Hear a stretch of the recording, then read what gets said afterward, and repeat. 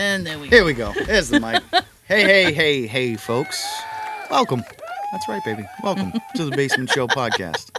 That's right. What do we got today, T? Oh, this is a short. Basement Show podcast. Short. All right. Now, what do we got today, T? Let's hit them. Okay. Today we're going to learn the story of Resurrection Mary. Ooh. Hellraiser. Here we go.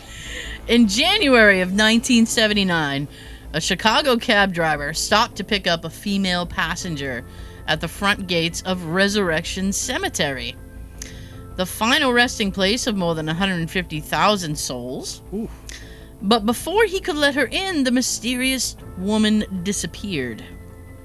The cab driver had just met Chicago's most famous ghost, Resurrection Mary. Richard Crowe was a local historian and folklorist at the time of the sighting. I think that all ghost stories worth believing in, Resurrection Mary is the one with the best documentation. Cool. The witnesses that I found are remarkably level-headed, and they're primary blue-collar, middle-class types who have steady jobs and who have no other claims to psychic encounters in their lives. As the story goes, the first person to ever encounter Resurrection Mary was Jerry Palis. The year was 1939. The place? A Chicago dance hall where Jerry was a regular. Alrighty. Jerry was captivated by a young blonde woman and immediately asked her to dance. He learned very little about her, except that her name was Mary, and she lived on the south side of town. He danced with the young woman all night long, all night. When it was time to leave... Can't resist, T. We gotta sing in unison. We love each other so much. When it was time to leave, Jerry offered Mary a ride home. Before his death in 1992, Jerry was interviewed about his encounter with Resurrection Mary. He described the events of that evening.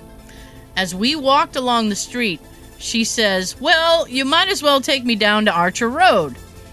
And I said, "What for?" I said, "You live up here, where you told me." And she said, "No, I want to go to Archer Road." Jerry stopped in front of Resurrection Cemetery and let Mary out of the car. It was at that moment that she vanished before his eyes. Whoa. I know. Talk about being ghosted, huh? Jeez. That's the ultimate ghosting. Gee, the date started off okay. We danced. Jerry admitted he was perplexed. I think at the very least you'd be perplexed. But Pissed. certainly willing to forgive one unexplained disappearance. He's awful forgiving. Well, yeah, you have to be in these times.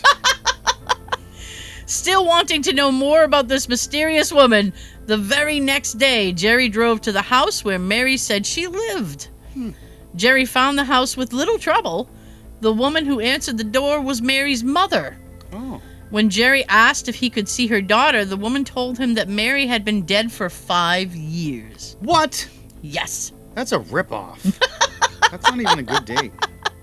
According to Richard Crowe, it then dawned on Jerry that the woman was no ordinary woman. Nope. It was then Jerry said that he understood why the woman he was dancing with that night was ice cold to the touch. You cold as ice. Years later, Richard Crowe learned the ghost was believed to be a restless spirit of a young woman named Mary Bergovi. Mary Bergovi had been killed in a traffic accident in 1934, a month before her 21st birthday. Oh. She laid to rest in Resurrection Cemetery in her favorite white gown. Oh.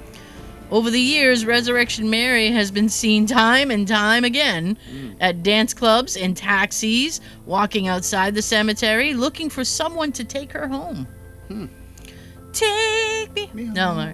In 1980, Claire Rudnick was driving along the front of Resurrection Cemetery when she too spotted Mary. "I really didn't think there was any ghost. You hear these stories in these old ghost tales, but it never happened to me. But now I must say, I think I'm changing my mind." Yeah. Or poop in your pants. I was just looking out the window. I was just looking out the window as we were going down the street, and on the right-hand side of the road was a girl walking. She was bright, very bright, like illuminating. She was just walking very slowly. I remember thinking, oh my God, it's Resurrection Mary. And I can feel my stomach churning. I was very frightened, I have to admit. It did scare me. Of course. Claire's husband, Mark, was also in the car. We all went past it, turned around, came back. By the time we'd gotten back to where we'd originally seen her, she had vanished. She's on a date. She was gone. I know. She found someone to take her home. That's right. I stopped to get you flowers at the graveyard. In October of '89, Janet Kalal and a friend were out for an evening drive. After about an hour, they found themselves at Resurrection Cemetery, as you apt to do, Resurrection Cemetery. It was then Janet recalled that a pale young woman stepped in front of the car. There was no impact. There was no bump to say that oh, I hit something. But I know she had ran out, and I know I hit her.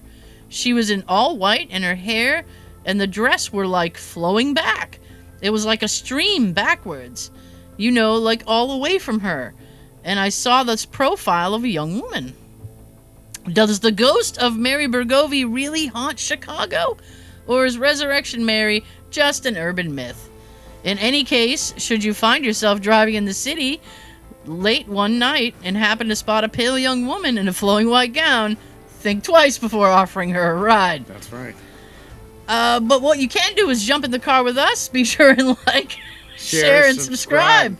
Hit that notification bell so you get updated when we release new mediocre content and shorts. Yes, sir. That's right. And you guys have a great day. All right. Absolutely. Stay away from that lady. All right. This is bad news. Yeah, this is a great date. I'll never see you again. That could be a good date. That's right. Love you. Yes. Yes. Oh, push it. You're still here? It's over. Go home.